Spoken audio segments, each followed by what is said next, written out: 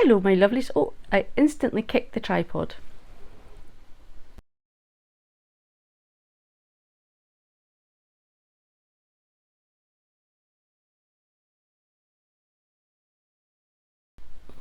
Let's try that again. Hello my lovelies. So, I hope you're all doing okay this week. It's been a bit of a funny old week here for me. The start of the week I had to do a lot of resting. I think I mentioned last week I wasn't doing so good, so I've been doing a lot of resting, and any of my 20-minute active bursts have been trying to catch up a wee bit with the house, because the house has been a bit needing caught up with. But I thought I was going to sit down and do some knitting, and I thought I would take you guys along for the ride. So where I'm at with my knitting, this is still Dad's waistcoat that I'm working on, and I'm doing the two fronts, doing them at the same time. And as you can see, I've attached a set of pockets. Now there's an additional set of what they call business card pockets that I'm just about to attach now. So I thought, do you know what, it would possibly be a really nice idea to show you how I do that. But first of all, attaching these pockets has left me with lots of dangly bits of yarn, and that's driving me nuts as I'm trying to knit. So first thing we'll do is sew down these pockets, and then I'll show you how I attach the new pockets. So let's just jump right into it. So I'm getting out my handy dandy little tin that I keep my needles in for doing this.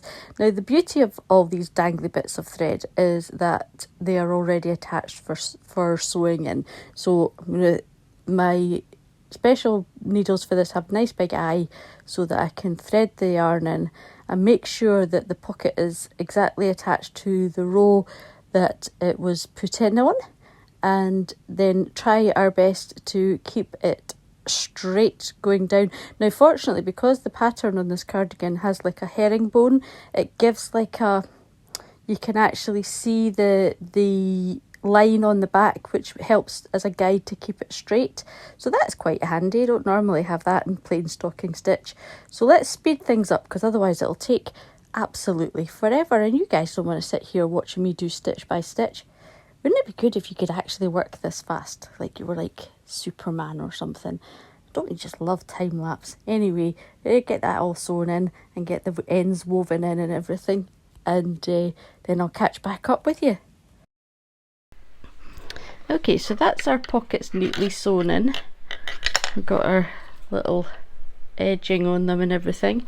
They're all neatly sewn in on the back, and we've no longer got lots and lots of trailing threads to annoy us while we're knitting. So that's great.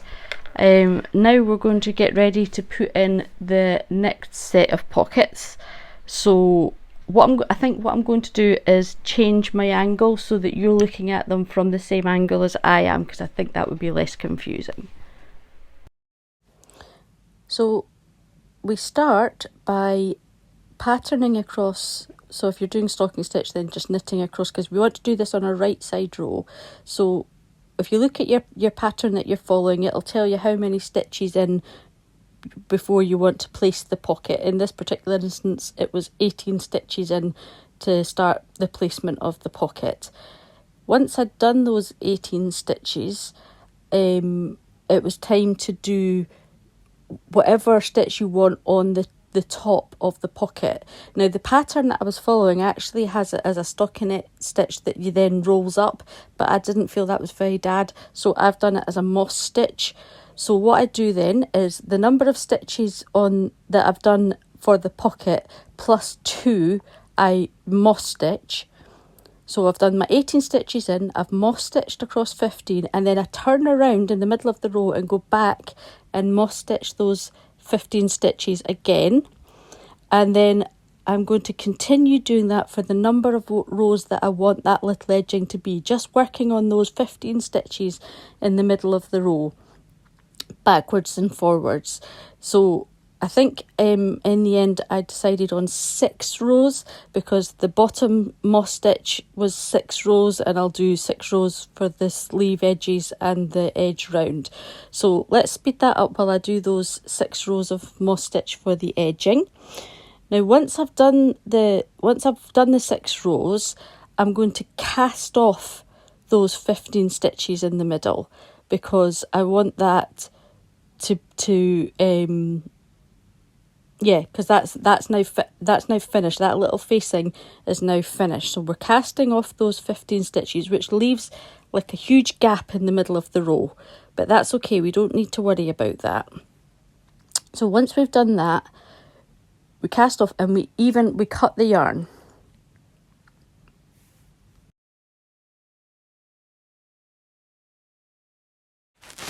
Okay, so now I'm going to get my little pocket linings that I had knitted beforehand. Before I started the 2 fronts, I knitted all the pocket linings. So I've got my 2 little pocket linings on a yarn saver here. Because of the way that they're on, I'm just going to throw caution to the wind and take them off. I don't recommend this. Take them off completely and then just thread them onto the needle so that they're the right way round, rather than, because I could have threaded them onto one needle and then back onto the other needle to make sure they're the right way round, but I couldn't be bothered. So make sure that they're right side facing the right way. And so you've got your 18 stitches in, you then attach your little pocket lining that you've pre-knitted, and then we're going to reattach the yarn to the remaining stitches in the row, and then finish off patterning across them, so that what we've got is a row that's got our pattern stitches, our pocket lining, and then pattern stitches again. But obviously, yeah, that's right. Is that right? Yeah, that's right. I've confused myself now. I'm not doing very well. So then we get to this row, and even though I'm working on both fronts at the same time, I'll do the whole pocket placement on one side and then do the whole pocket placement on the other side, so that I don't confuse myself. So I'm going to turn around and purl stitch back until I get to where this one stitch before the pocket lining. Now I'm going to do that last stitch plus the first stitch of the pocket lining and purl them together to attach them, which also brings to light the fact that I misspoke earlier on, and I should have, my pocket facing was 2 stitches less than my pocket lining, not 2 stitches more. Sorry for the confusion there.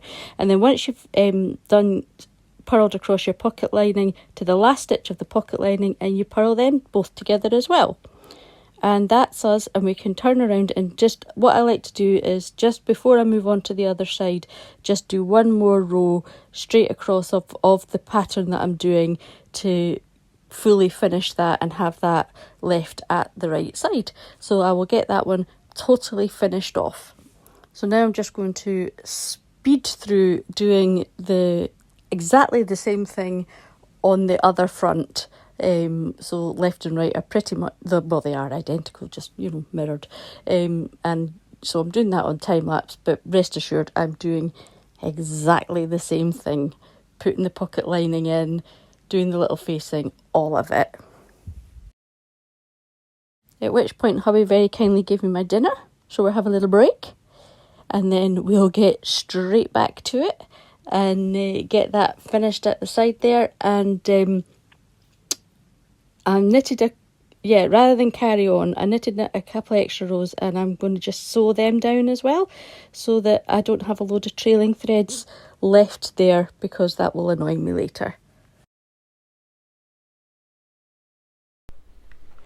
So there we have it. So now we've got our 2 sets of pockets neatly in. The threads and everything are all sewn in, woven in, and now I can just carry on straight until it's time for the armhole shaping. That'll be the next thing. So I'm really chuffed with how this is shaping up. The 2 sets of pockets were optional, but Dad liked the idea of being able to put his fingers in there and his thumbs in there. He thought that was quite cute, so I'm sure he's going to love it. So yep, I hope that was a helpful. Oh look, my microphone wire's caught between my knitting cable. Anywho, that's enough for me today. I am going to go and run my bath and go to bed, and I shall catch up with you the next time.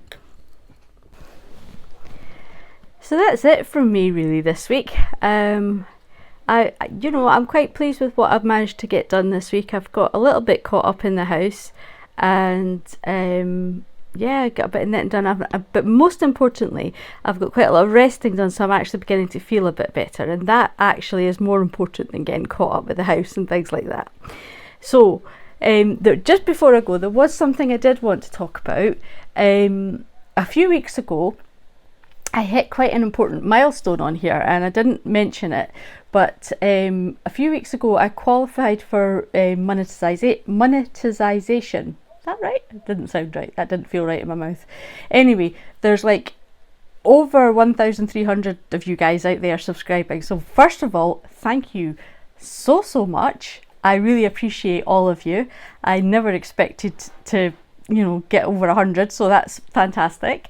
But yeah, YouTube contacted me and they said, you now qualify to start making some revenue from adverts and things like that.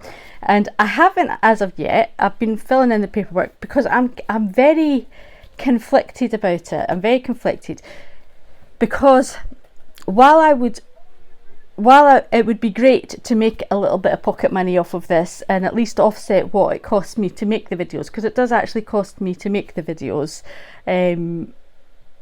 I don't want to become a slave to the vagaries of the YouTube algorithms. I want to continue making what I want to make.